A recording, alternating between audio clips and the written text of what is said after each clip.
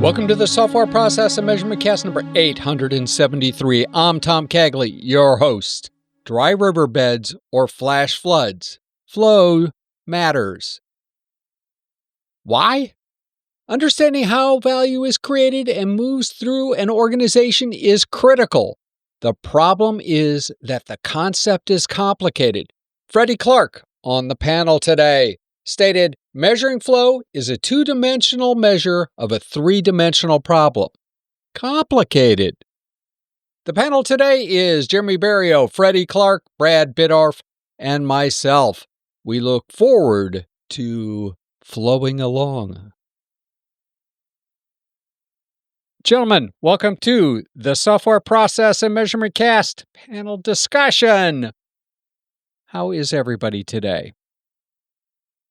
Well, here we go again. And I don't care how you were anymore, so I'm not asking that question. All right, today, Jeremy, Freddie, Brad, and myself. Gentlemen, I would like to have a discussion about the concept of flow. Now, I mean, there are like 80,000 different approaches or ideas about flow. There's personal flow, getting in the zone, all that kind of stuff. There's flow in terms of delivery. Let's start with if somebody walked up to you on a dark night, on a street, right below a street, a street light and said, flow, and not the Progressive Insurance flow. What does flow mean to you? Let's say, I'm not going to say speed. I would say the efficiency and effectiveness of the work going across and getting done. Brad? Say for me, given the context that I am walking down the street and somebody just asked me to flow, like my mind actually goes to hip hop, which is an interesting contrast because it is about being in rhythm, being on a beat, being able to flow through a progression musically. Okay, I buy that. I think that one I'm liking in terms of just the development side of the world. So I buy that. Brad, what comes to mind? Although I like Freddie's answer better, I will I will say that I thought about process flow diagrams, data flow diagrams, right? What's the direction of the information? What's the direction of work that is done? Which, if I'm not careful, might lead me into some people who wrote books around here, but I have to be careful. I've heard of people who wrote books, but that's okay. But hold on. So we'll go back to my answer just for a second. If you think about the context, mine's actually not a bad answer because it'll confuse them so much on a dark night that I can run away. Who's going to ask me about flow on a dark night under a street light? It's like, sorry, dude, out of here. I was also asked this morning to review some stuff for a STEM event, and it actually referred to water flow through cooling towers. So there's a whole bunch of ways to look at this. So let's, I like all of those answers, I think, leads me to sort of think about, we use words all the time. Flow is important, flow metrics, flow and hip hop. All of these kinds of things are important concepts and how to interpret that word. I mean, it's sort of like value. What the heck does that mean? So if we go to Freddie's definition, like I like it, I listen to hip hop every once in a while, but taking me another step back, it's like how things move. Music, you move to music moves. There's the flow, there's the water flow, there's a whole bunch of things, but it's all movement. Okay. Or a sequence of events. Yeah. Is that not movement also? Assuming that you're actually doing and that leads me sequence? Into, right, how do we measure it? So if I were saying, if we were talking about the flow of a river, how would we measure that? Well, I could take my metric Canadian version is please liters per meter, and then the velocity, so meters per second per That's how you can judge flow. Okay. And time. And time. then Yep. Time distance. Which, if we go back to the process flow, right, it can be how many tasks get done in a certain amount of time. But then we have to define some boundaries. Are we just talking about a single river? Yeah. Single lane in a process flow diagram? I think Jeremy brought up a good point. He said, liters first, and then went to speed. And there's two different measurements. There's just volume, and then there's the actual movement. Then they're adjacently related, but at the same time, it's like, what are you actually measuring? Are you trying to measure how much water is getting to the end of the river, or are you actually just measuring how fast the river moves? Mm. So if we were talking about a creek, right, a little bitty creek that we have, or crick, or too many places have too many names, like berms and shoulders and stuff like that. We've had that discussion before. But okay, a little creek, if it were flowing very quickly, it would have at least velocity there, but it's not a whole lot of water, right? Whereas a few years ago, I was up in Oregon, and right between Oregon and Washington, there's this enormous river that flows down there, and it's probably going pretty fast also, but it's enormous. So it has a lot more volume in that case. If we were to look at which has the more potential for work, how many things we're getting, how many molecules of water are being delivered to the end of that process, I think volume becomes part of the equation too, in terms of what we have to measure. Well, but then you have to also take into account, from a relative perspective, the size, like the width, the depth of the creek compared to the width and the depth of a river, or like anything. Like, so that's going to play into. Sorry? I mean, obviously that's going to have an impact on the volume, maybe even a tangential effect on the velocity. But let's say I was looking at hiring a contracting firm, one that could deliver could deliver a high volume of good value versus one that could just deliver a small amount of value. Would I care about how many people? Would I care about, those kinds of things? You're likely to care more about the cost. In the black box notion, right? How many things get done? You said value, so I'm going to assume that implies quality as well. I could go back to the river and say there's a lot of sediment in there too, so it's not all water. Yeah. Something like the Columbia that you mentioned. Yeah. Yeah. No, that was, incredibly big river. Yeah. Cool. So when we talk about flow in terms of delivering value in a software development scenario, what do we really mean? A lot of people use velocity. There's a whole bunch of other things you can use. But lately, I've been focused on throughput. And it's after reading a certain book a little while ago where I started looking at throughput. So in terms of defining flow, then, are we saying flow is what gets the amount of stuff that gets delivered? Good stuff? To Brad's point about quality, if it's bad stuff, who the heck cares if we get it? We don't want it. Well, you're looking at, sorry, go ahead, Brad. To Jeremy's point about throughput, right? One way of measuring flow, like you said, velocity, but depending on how you set up the metrics, it might be how many operations did we take on this activity before it got done. A true measure of flow and where you want the efficiency is, do we need all these operations, right? Maybe it can be more efficient along the way and get done with less, to get the same quality product with fewer steps. Yeah, I think for me, it is I like to abstract everything. Everything to me is about context, and that may just be because of my linguistic minor in a language that literally depends on context is how I interpret the world.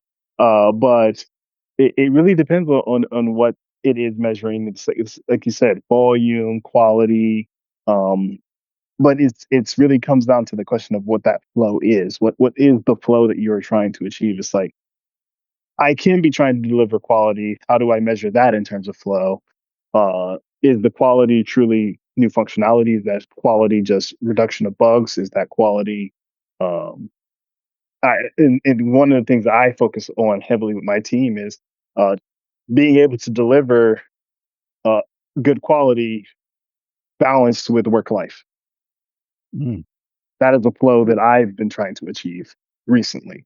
And to me, that's what I put into the measurements of what flow is as a concept. You live, Fred, in the startup world. So over the time that we've known each other, you've worked with a lot of different startups. Has that definition of flow varied by the organization that you've been with? Yes, drastically. What Each drove that, do you organization think? really depended on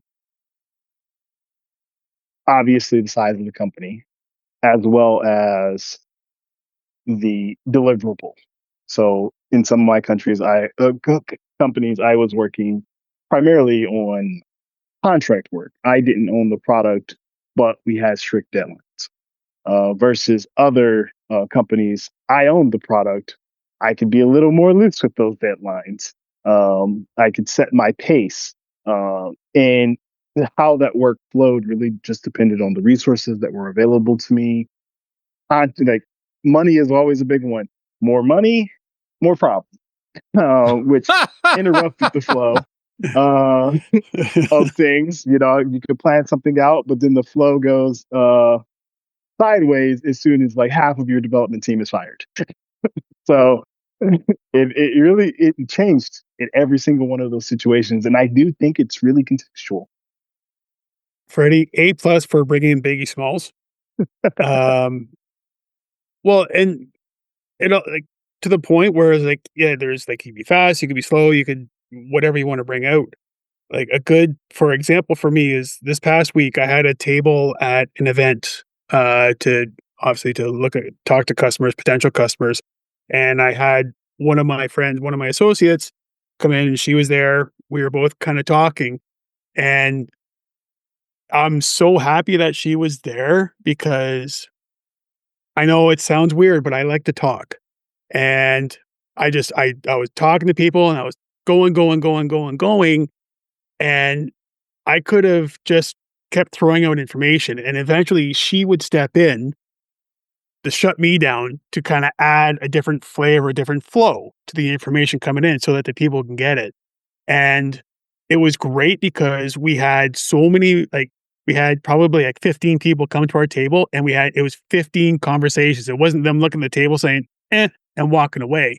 It was us starting a conversation and having a good 5-minute conversation between the three of us. And then the way it worked, it was even better because there were people waiting. They'd hear what we talk about. I would talk to the people behind and almost rotate them around. So it was really that flow there away from software development. That was another type of example of flow, is that it just made the sequence so much smoother. And like we got a lot of good work and a lot of good involvement and engagement just in working in that way. It's always good when you involve the people who are involved in the process, right? But and sometimes they don't even have a mutual understanding of what the flow is. Freddie used the term work-life balance and flow. What's the relationship between the two? Which example do I give first? There's so many. I was on a project once where retroactively we decided one of the metrics we should have been measuring was the number of relationships that persisted through the project, because we killed 5 out of 8 on that project. That might have been one where the immediate flow was not disturbed, but the long-term flow for the company was. I do have a former colleague, I could cite him by name, but I don't know. We'd have to get his permission probably, who did a research study at the same company where, according to velocity and things like that, predicting the future of the product completion, they were behind schedule. So there were various incentives offered by the company to get the engineers to work harder, smarter, faster. And what they found was they could sustain that for about 2 weeks. And then you looked at the acceleration slope on the curve, and it would level off after a while. And what we kind of determined was after a while, people want to see their kids. They need to pay bills. Their car's broken. Stuff happens. And so they end up grabbing that time back at some point. And the job satisfaction is lost as well. So you may be losing people to other organizations, things like that. I see Freddie nodding. Yeah, I'd say it's really interesting to me because one of the mantras that I repeat, honestly, back in our days together, Tom, is that flow is a metric. It's a metric that we measure, but it's a 2-dimensional look at a 3-dimensional problem.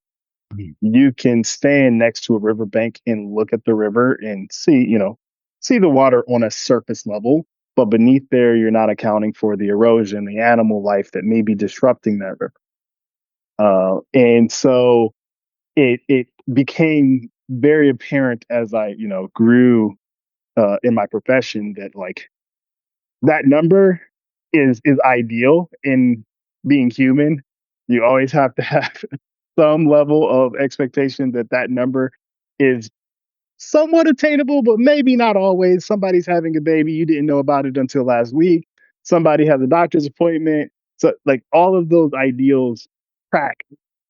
And those metrics change, and how you measure against it changes spontaneously a lot of the time. And it is really accounting for the humanity of it, of saying, well, ideally we want things to flow and follow this chart, but I'm not going to stop you from seeing your kids, to Bradley's point. I'm not going to stop you from seeing your kids. I could, but I'm not. Or your sick mother or whatever, yeah. So the person that was having the baby that you didn't know about until a week, hopefully they weren't on your team. Hopefully they were or it was the dad. The relationship thing that Brad helped kill in his project. My own was one of them, by the way. Oh. Well, and it's funny. So today I just I was meeting some friends or some colleagues for a coffee and some lunch. And we weren't talking about flow. We were they're wellness and well-being individuals that I'm partnering with for a couple things. And they asked me okay, what did you do when you were the acting CTO or the VP or whatever to your teams? How did you get them to have that kind of work-life balance and still get your flow? And part of it was, imagine this, I truly made them self-managed teams to get their work done. They identified the goals, and there was a few things that they had to keep in mind. And I had 3 main rules. I had some other guidelines, but they were just the guidelines. They can do whatever they need to do. But the 3 rules were, if whatever they're doing, if they think that it's going to end up in the newspaper in a negative way, call me. If they feel that someone's going to get arrested, namely me, call me. If we're going to lose customer data or it's going to impact the customer negatively, call me.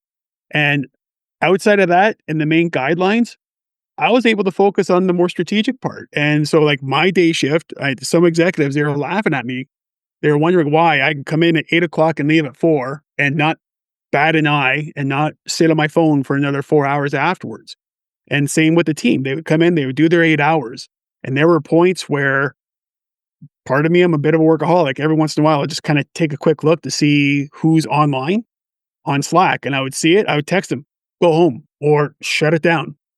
And the advice I gave them is the same advice I gave my mother. That my mother gave me, who was a nurse practitioner, who says, whatever you're doing, is someone going to die tomorrow if you don't get it done today? And obviously, a lot of the stuff we do, there are people where people could die tomorrow if you don't do it. But for the most part, no one's going to die. yeah, you might be. So what if you're delayed?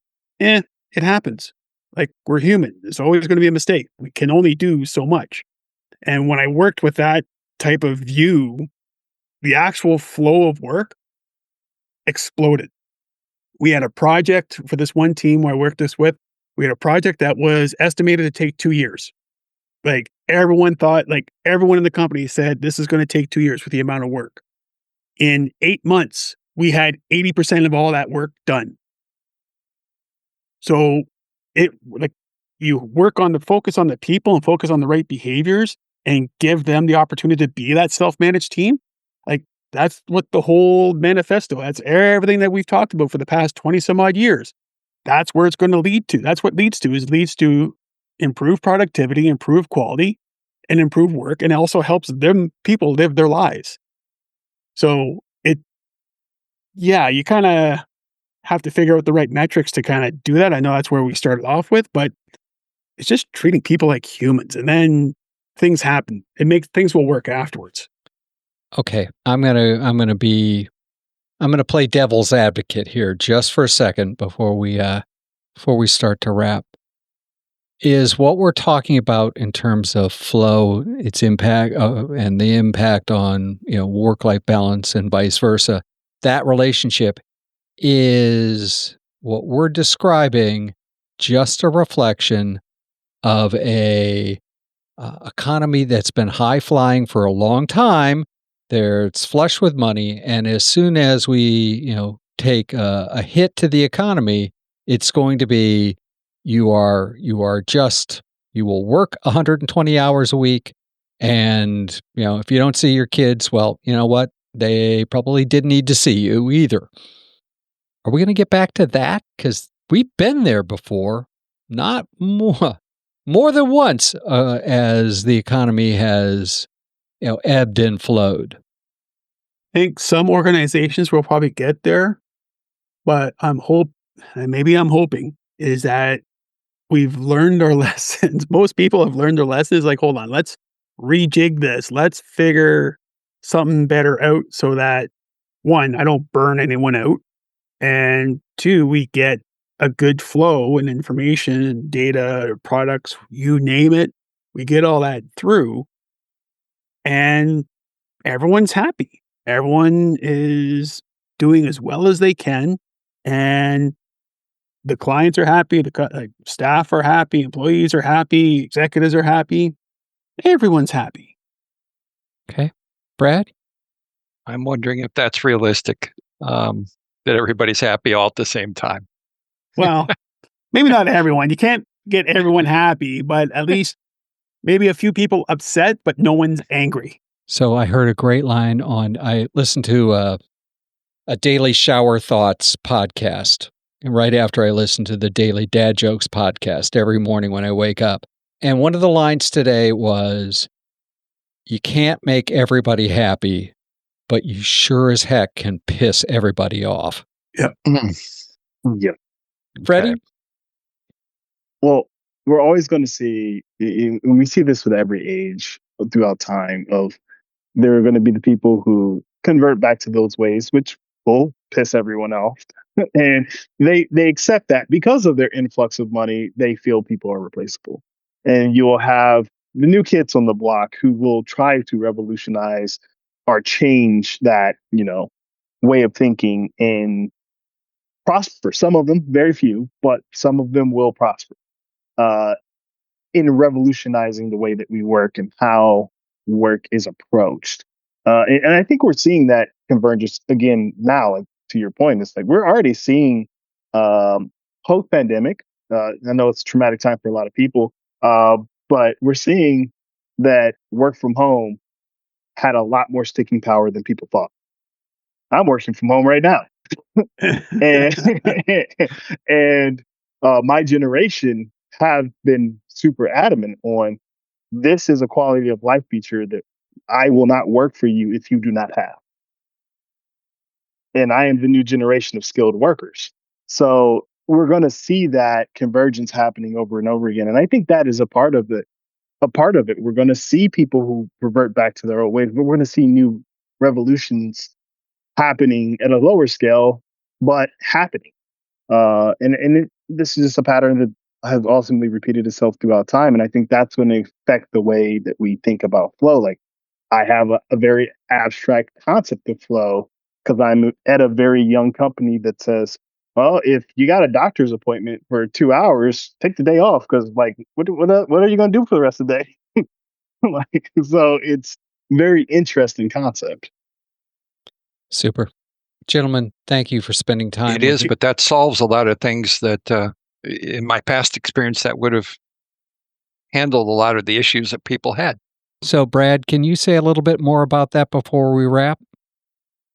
If you have the flexibility, right, and you're not required to be there at some specific hours. And obviously some organizations have core hours and required meetings. Okay, so that's fine. But if you allow people to have the doctor's appointments and you don't expect them there 58 hours a week, or maybe Freddie's working 78, I don't know, then you naturally cover some of the issues, right, that have been problems in the past, the interruptions of the flow, and the team gets more used to accommodating things. We had people who would routinely work Saturdays at one point, but also if they had to take off on a Thursday for something, that was okay. So that flexibility gives you options. Fair. Gentlemen, again, thank you for spending time with the Software Process and Measurement Cast.